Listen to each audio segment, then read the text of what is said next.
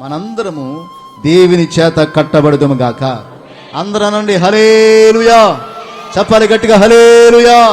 నా దేవుడు జీవం కలిగిన మాటలు నిన్ను తృప్తిపరచును గాక. ఎక్కలేని కొండ వైపు నిన్ను ఎక్కించును గాక. 10 మందిలో నా దేవుడిని స్థాపించును గాక.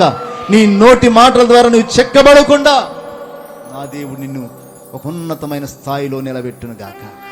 ఉందండి, అన్ని పోసుకుల మాటలే, అన్ని అబద్ధాలే, అన్నీ ఇక మరి ఎక్కడ పుడతాయో దాని నోట్లో పుడతాయండి అంటున్నారా లేదా కొంతమందిని.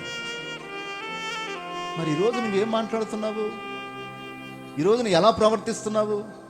నీ నోటి నుంచి ఏ మాట వస్తుంది? నీ నోటి ద్వారా ఎవరైనా సంతోషపడుతున్నారా, దుఃఖపడుతున్నారా?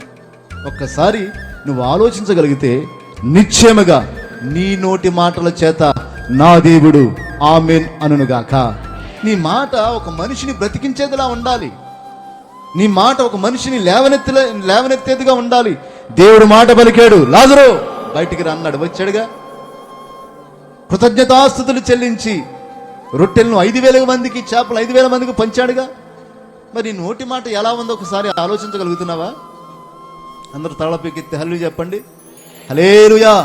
నేను ఎప్పటి నుంచో వింటున్న మాటలేలే, నాకు తెలీదా ఏంటి?